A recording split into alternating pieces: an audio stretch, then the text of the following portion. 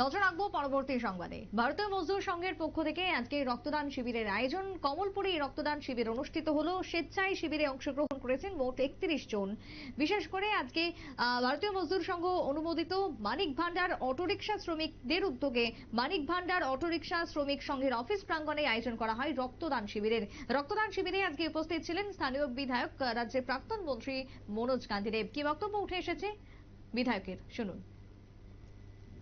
প্রত্যেকটা মানুষ সুস্থ পর্যন্ত যার মনোরঞ্জনের এখনো বেশি হয়ে আছে প্রত্যেকে আমরা রক্তদান করবো এবং রক্তদান শরীরের কোনো ক্ষতি করে না এবং পেশার বিভিন্ন রোগ থেকে আমাদের শরীরকে আরো ভালো হয়।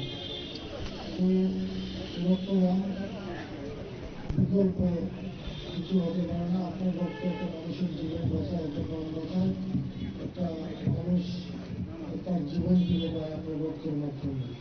এবং এই রক্তদানের মধ্যে হিন্দু মুসলিম নেই, ধর্ম কার রক্ত কার শরীরে যায় সেটা আমরা বলতে পারি না। এই রক্তদান আমাদেরকে শৃঙ্খলা এনে দেয়, সমাজকে ঐক্যবদ্ধ করে দেয়। কার রক্ত কার শরীরে যায় সেটা আমরা বুঝতে পারি না।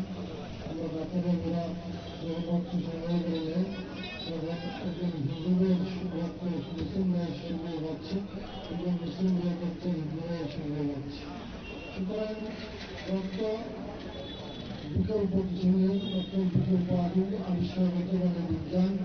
বিজ্ঞান আজকে থেকে এত অগ্রগতি ঘটার পরেও আজকে পর্যন্ত রক্তের বিকল্প বিজ্ঞান আবিষ্কার করতে পারে।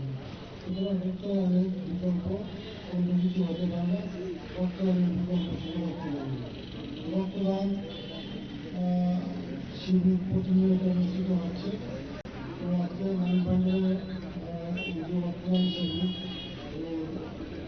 অগ্নিস্তা শ্রমিক সংঘ করছে। অগ্নিস্তা শ্রমিক সংগঠন কর্মীদের সংযোগ দেওয়া হয়েছে, তাদেরকে শুভেচ্ছা জানিয়ে। আপনারা শুনলেন মনোজ কান্তি দেবের বক্তব্য। আজকে রক্তদান শিবিরকে কেন্দ্র করে ব্যাপক উৎসাহ পরিলক্ষিত হয়। আগামী দিনে আরো বড় অনুষ্ঠান করার পরিকল্পনা রয়েছে অটোরিকশা শ্রমিকদের পক্ষ থেকে। সবকিছু মিলিয়ে তারা সামাজিক কর্মসূচিতে এবার পথে নেমেছেন। ছোট্ট বিরতির পর ফিরছি, সঙ্গে থাকুন।